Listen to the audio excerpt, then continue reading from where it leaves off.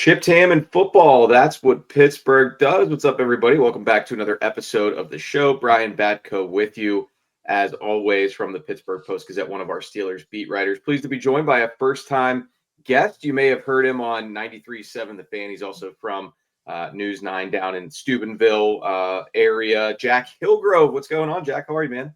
Brian, I appreciate you inviting me into the show. It means a lot. Thanks for thinking of me, and ready to chop it up about these Steelers here for the last home stretch here, the regular season. It's the games get important, the moments get weightier, as Mike Tomlin likes to say, and it should be a lot of fun. I'm actually really excited to follow along with Hard Knocks. I think that is going to be entertaining as all get out. I'm not sure that Mike Tomlin and the Steelers feel the same way, but for us to be able to sit at home and watch it, I think it's going to be pretty entertaining. Yeah, we'll talk about that for sure. I just saw a promo clip of it that I think they ran on the Pat McAfee show. And I think in that, in the Browns meeting room, Kevin Stefanski was basically like, hey, if you want to be in the playoffs, you're already there because you need to beat all these teams. So while John Harbaugh is telling the guys to take it one game at a time, and I think even Zach Taylor was saying that in Cincy, sometimes you do have to zoom out a little bit, and that's what we're going to do on today's show. We're going to look at these last 5 games for the Steelers, 3 of which are divisional opponents for a second time around, and the other 2 could at least make a case for being the 2 best teams in the NFL, or at least maybe the biggest Super Bowl contenders on each side of the league. And both of us are going to rank what we think would be kind of the biggest wins for the Steelers, or if you want to call them biggest games. I don't know. We just sort of leave it up for interpretation, and it means whatever you want it to mean when we do these rankings with our guests. And we always like to have different kind of guests on, former players, national folks. In this case, a young rising star in the local media. So thanks again to Jack Hillgrove for joining us on Chipped Ham and Football, which, as always, is brought to you by Pella Windows and Doors of Pittsburgh. No better place to get new windows and doors installed in your home than Pella. They can help you save on your energy costs year-round. Schedule your free in-home consultation with your local Pella Windows and Doors to find the right product for your home and your budget. Give them a call at 866-593-1560 to discuss your project further. That's 866-593-1560 to get started planning your new windows and doors installation with Pella Windows and Doors of Pittsburgh. All right, Jack, I teased it. Let's go ahead and get into it. Here's who the Steelers have left. Browns at home, in Philly against the Eagles, in Baltimore against the Ravens, the Chiefs back at home on Christmas Day, and then, of course, finishing with the Cincinnati Bengals, this time in Pittsburgh. By then, they'll probably be officially out of their misery in terms of this playoff chase. Let's start with, I guess, just the least biggest game out of those 5. I don't think you'll disagree with me, but I'm going to go with this Bengals rematch when they play them in Week 18. Probably won't mean anything for Cincinnati if I were to venture to guess. And who knows, the Steelers might even have it locked up by then. That to me has the least amount of juice in these remaining 5. What say you, sir? Yeah, least amount of juice for sure. I think there's a very legitimate chance that Justin Fields and some backups are playing in that game for the Steelers for sure. But as far as games that I would like to see the Steelers win, and I took a lot of this stuff into an account, divisional opponents, the timing of the games, when they're taking place, what kind of impact that they would have. Any beefs to settle, perhaps, with this upcoming game against the Browns? Right. But I have Philly ranked at the bottom because I don't necessarily give the Steelers much of a chance in this game, and it's not, a bad thing, at least in my mind, for the Steelers. They don't play well in Philadelphia, and I think you can make a case for the Eagles being the best team in the NFC. I think that they're as good or better than Detroit at times. I mean, Saquon Barkley is a beast. The only thing that gives me kind of hopeful that the Steelers have somewhat of a chance in this game is that they're a top 5 run defense against a Philadelphia team that likes to run the ball with Saquon Barkley, an MVP candidate, but I'm not necessarily sure that the Steelers have much of a chance to win this game, and I don't think fans and a lot of people, maybe in the local or national media, will get on them too much if they drop this game, because Philadelphia, in a hostile environment where the Steelers historically just don't play well, is a tough matchup. And, 3 games in 10 days, Brian, in that stretch, I think you'd have to be incredibly naive to think that they don't lose at least one of them. I think this is the one that gives them the least likely chance to win in that stretch, and that's why I have it ranked near the bottom of my list. And they never seem to win in Philly, so I get what you're saying. It's kind of like if they go out to the other side of the state, take the turnpike, and maybe lose a shootout against Jalen Hurts and company, or even if it's more of a grinded out game and a couple tush pushes do them in, then it won't be a bad loss by any means. And the Eagles are rolling right now. That top to bottom roster that Howie Roseman and his front office has assembled is maybe the best in the league. I mean, they just have very few holes, offense, defense, special teams. So I hear you on that one. All right, Jack, what do you have in descending order here? What's your kind of fourth, least anticipated biggest game for the Steelers here down the stretch, since you're writing off the Eagles game to some extent, with the caveat that if Jalen Hurts pulls a hamstring or rolls an ankle or something, of course we don't want to wish serious injury on anybody, especially one of the best quarterbacks in the NFL. But if Kenny Pickett were to start in that game, it would vault to the top of the list, would it not? Yeah, probably would. Definitely 2, maybe 1. I have the Bengals game number 4. I mean, you kind of pretty much hit the nail on the head. And the reason why I have that game ahead of the Eagles game is because, number 1, it comes at the end of the year. And number 2, I mean, I said at the beginning, there's a chance that the Steelers backups might play in this game, but there's also a chance that the Steelers might need to win that game to win the AFC North. Now, they're in a prime opportunity this week with the Ravens on the bye. But if you look at the rest of Baltimore's schedule, after the bye this week, they play the Steelers, but before that, they go to the Giants, at Houston, and Cleveland. Those are 3, possibly 4 wins left on the Ravens schedule. And if it's 4, one of them comes against the Steelers, you might need that game at the end of the season against Cincinnati to win the division and secure a home playoff game, which the Steelers haven't had in a long time. So that's why I give the Bengals game a slight edge over the Philly game for me. But I mean, yeah, like I said, I'm with you. I think there's a very legitimate shot that the Steelers might be playing some reserves in that game if they've got a playoff spot locked up. And the Bengals will probably be pretty much done at that point. And I don't even think it's far stretch to say what's that. The Bengals might even be playing some reserves. Yeah, and I don't even think it's a far stretch to say that Zach Taylor might not even be coaching in that game. I mean, I don't think his job is particularly safe. So, it's I could see both sides. That's just the way that I have it broken down, because it could come down to a divisional championship situation for the Steelers. It could, and I think they would love to see Jake Browning and maybe some Bengals players making business decisions on that one at the end of the season. That's going to be a game that, it could mean something, but if it doesn't, then I don't know how into that one fans are going to be coming off of New Year's Day, and they already beat the Bengals once, and it's not like there will be any stakes on the Cincinnati side of things. Number 4, this might be a hot take, but I'm going to put my kind of second, least significant game here. I'm going to go the Browns this week, just because it does almost feel like it's a rivalry game in the sense that these two teams, I'm pretty sure, don't like each other. I think that flared up in a major way last Thursday. It was almost dormant for a little bit because they hadn't seen each other in a while, but the Myles Garrett, TJ Watt discussion got rehashed. George Pickens, Greg Newsome are like Peter Griffin and the chicken. I feel like it's going to be on site when they see each other Sunday at Acrisure Stadium. Even like Devin Bush are they going to send him out at the midfield coin toss again as a petty captain? I don't know, but all those things make this a lot juicier matchup than I thought it was going to be. I figured both these Browns games were going to be kind of just whatever. Cleveland doesn't have much to play for. Their season's gone off the rails, but I look at some of those storylines and subplots, and I'm kind of like, all right, this game could feature some fireworks on Sunday, and yet it's still just the 3-9 Browns, I guess, at this point. Jameis makes them a little bit more likable, maybe. But yeah, I mean, if the Steelers lose, it's going to be ugly. People are going to be unhappy, but maybe it would just be a case of Cleveland's got their number this year, have some schematic advantages, and for whatever reason, they get up for that matchup.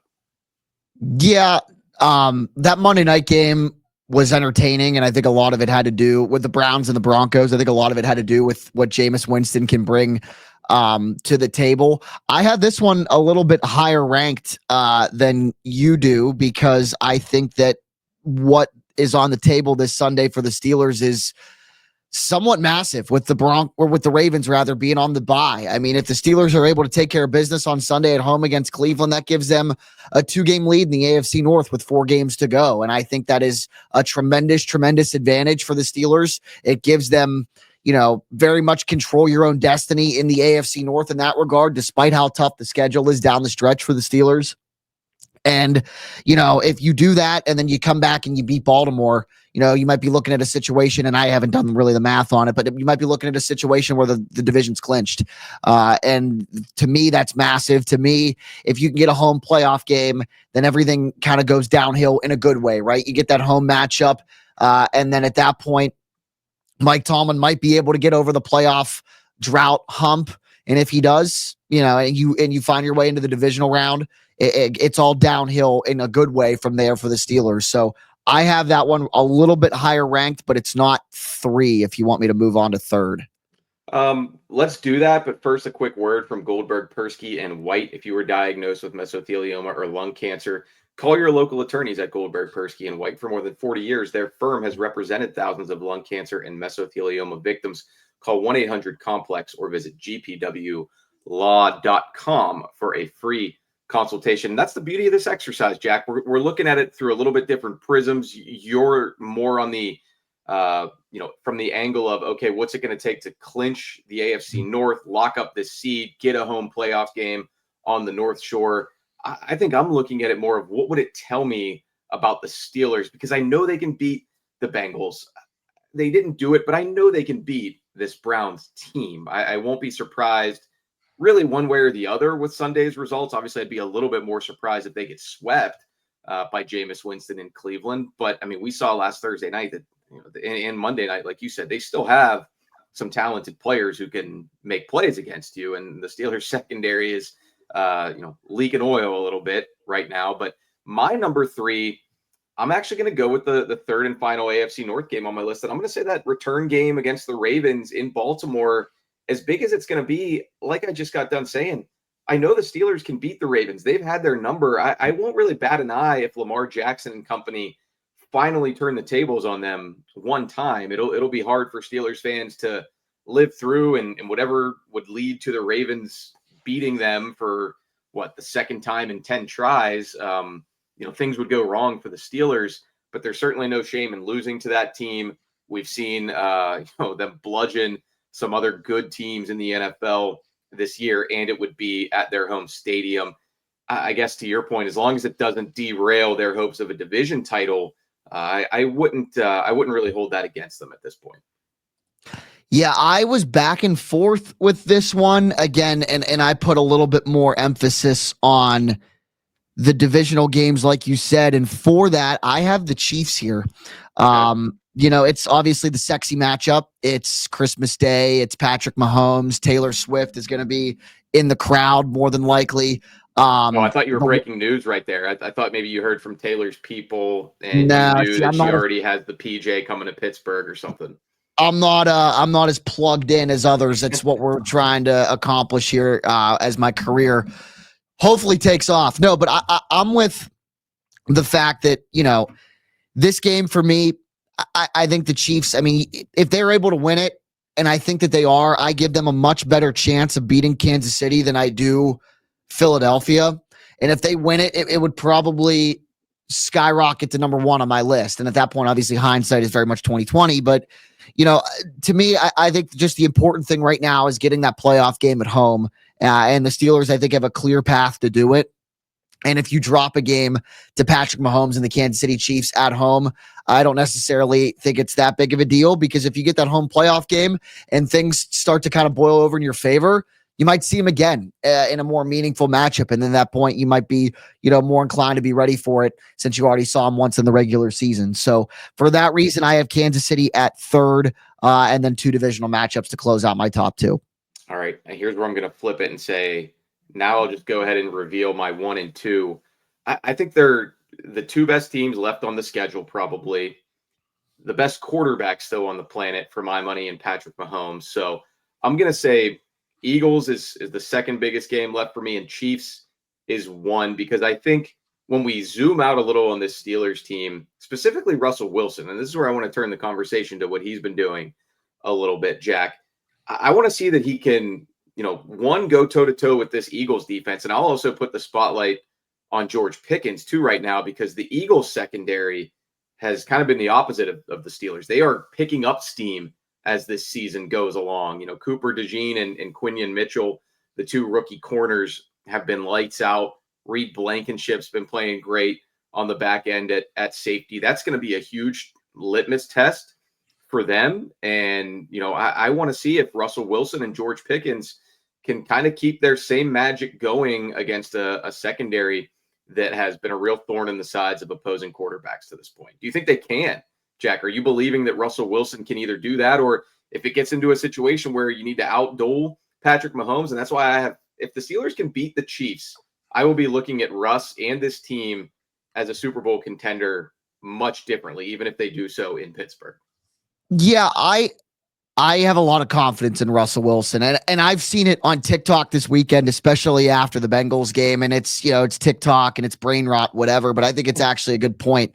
The quote that I've seen is the Steelers needed Russell Wilson and Russell Wilson needed the Steelers. I think that Mike Tomlin failed miserably in the last 2 years at the quarterback position with the way that Kenny Pickett was obviously handled and Mitch Trubisky being brought in here to be kind of that bridge quarterback that never panned out. And, he's a backup again, obviously. And on the flip side of things, Russ fizzled out in Denver and was under a lot of scrutiny. I mean, was made one of the biggest memes across the National Football League with Broncos country, let's ride, and the way that he was acting in Denver. Mr. Unlimited. Was that a TikTok? Yeah, did you see Najee call him Mr. Unlimited and called him Bruce Wayne? I did. Najee's such a troll. It's good to see that he doesn't just troll us in the media. He also does it to his own teammates at times. Yeah, let me ask you real quick. How much stock do you put into Pat Fryermuth's girlfriend being responsible for him being sluggish in the early going, or was that him just kind of trolling our friend Brooke Pryor? I hope he was trolling everybody, because it was really funny. And if he does have something good, like I thought he pulled a hamstring or something just watching from the press box. And if that was Najee's way of like not wanting to reveal kind of like a little minor nagging injury or potentially something that could get worse. I mean, knock on wood, he ran well the rest of the day. It looks like he was either tough as nails to gut through that or he avoided anything, too serious. Then that's a great answer. That shed a little bit of light on the Fryermuth Thanksgiving happenings, and maybe it was a means to an end for him to dodge a question a little bit. All right, so let me guess. Do you have the Ravens game number 1, trying to hold serve in Baltimore? I do. I have that one in Cleveland too, and I have Cleveland too because and as you guys watch this, that where I stand as far as these games go. I won an AFC North title for the Steelers, and for me, the two most clear steps are almost in chronological order, right? With Philadelphia sandwiched in between. Baltimore's on the bye this week. You take care of business at home against Cleveland on Sunday. You go up 2 games in the division. After that, Baltimore's got New York on the 15th, and the Steelers have the Eagles. So on paper, you think Ravens beat Giants, Steelers lose to the Eagles. It's a 1-game advantage for the Steelers in the division at that point. And if they're able to go on the road and beat Philadelphia and keep a 2-game lead, then it's for the AFC North title in that matchup. If not, and it's a 1-game advantage going into December 21st at Baltimore, you're trying to keep the lead in the AFC North and give yourself a chance to win the division. So I have Cleveland number 2 because it gives you that 2-game cushion if you're able to take care of business on Sunday at home. And then Baltimore number 1 because it puts you and can put you back into the driver's seat in the AFC North. Or, if you can take care of business in Philadelphia, win the next 2 going into that, then it's for the division title. And you could have a 3-game lead with 2 games to play, and the math doesn't support Baltimore being able to come back and win the division at that point. So for me, Brian, it's all about the Steelers winning the AFC North, getting that playoff game at home in mid-January and going from there. Now, to play devil's advocate to my whole theme to this podcast and what I've been saying, there are some teams that the Steelers could be matched up with if they get a home playoff game that I don't necessarily would want to see if I'm the Steelers. You already beat Denver, you already beat the Chargers, and the Ravens are there for a third time. I'm not necessarily gung-ho about any of those matchups, but it's still, I think getting the playoff game at home is much more important, and then you kind of can cross that bridge when you get there. Yeah, and I was looking at it more from the standpoint of, okay, show me you can go to Philly and win, which you never do against a team that's on a roll. Show me you can beat the Patrick Mahomes-led Chiefs, which you never do, whether it's the regular season or the postseason. So certainly respect where you're coming from on that, Jack, and that's why I thought this would be a fun way to kind of just level up and reset a little bit for what's ultimately going to be a really fun 5-game home stretch of the regular season, regardless of whether you agree or disagree with my rankings or Jack's rankings. So that's going to be awesome. It's also going to be awesome to see the Steelers on Hard Knocks for the first time tonight. I got chills a little bit when I heard Mike Tomlin's voice over the iconic Hard Knocks music. Where are you going to be at 9 p.m.? Are you going to be down there at WTOV, or are you going to be with a bowl of popcorn? What's the plan for watching tonight, Jack? Yeah, I will be getting ready to anchor a sportscast at 10:50 and 11:20, but Wednesday and Thursday is my weekend. So as long as Max allows me to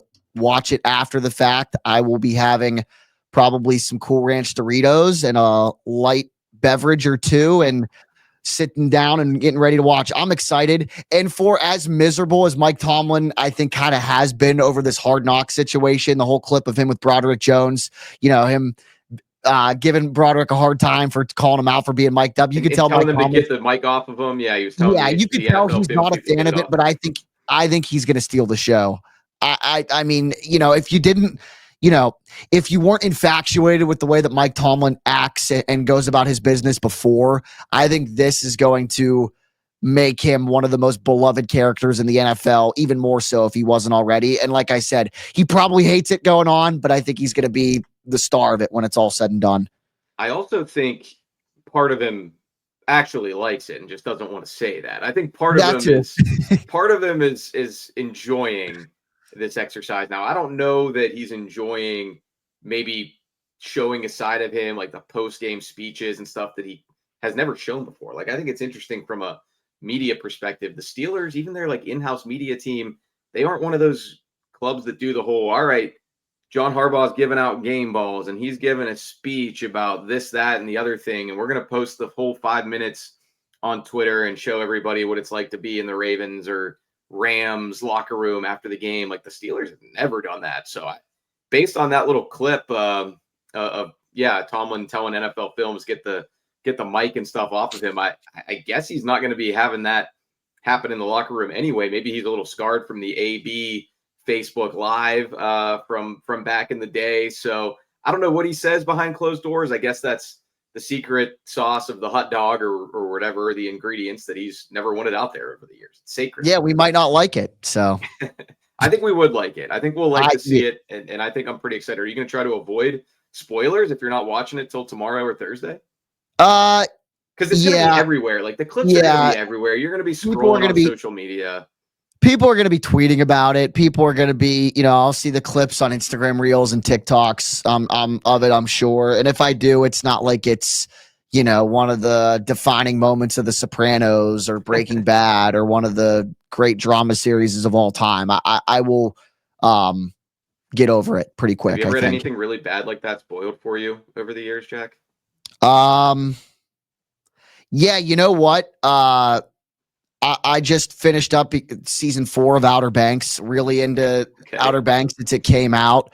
And there was a pretty shocking moment that ended the 4th season that I saw scrolling on social media.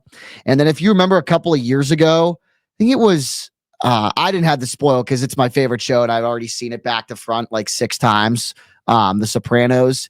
They had the Super Bowl commercial with Meadow and AJ, Robert Eiler and Jamie Lynn Sigler. I think it was one of the car commercials, and they reenacted like the last iconic scene of The Sopranos. And somebody was there who was like dude, I'm like 3 episodes from the finale. Yeah, and then we were all watching it together, like a group of my buddies, and our one buddy Kyle was in the middle of the series, and PFT commenter from Barstool just tweeted the most iconic spoiler, like the biggest one of the whole series, just tweeted it. And I took his phone and I went and blocked the guy on Twitter so he wouldn't see it for him. But yeah, those are my 2 funny spoiler stories. But yeah, the Outer Banks one I was kind of upset about, but oh well.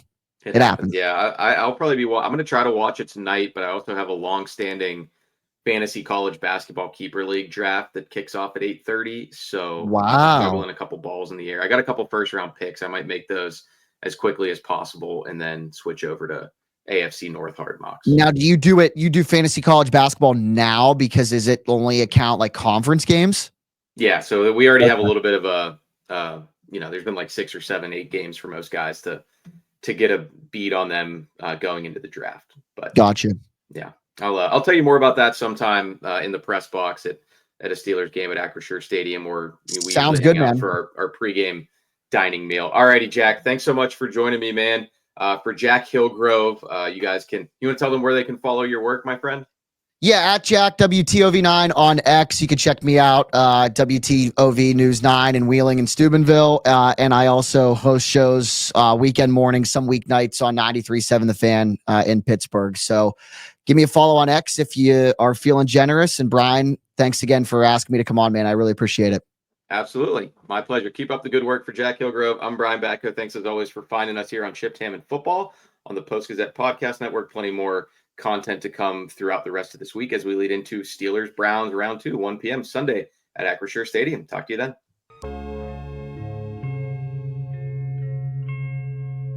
Thank you for checking out this content from Post-Gazette Sports. If you watch this video on YouTube, please like the video and subscribe to our channel. For all of the sports coverage the Post-Gazette has to offer, visit post-gazette.com.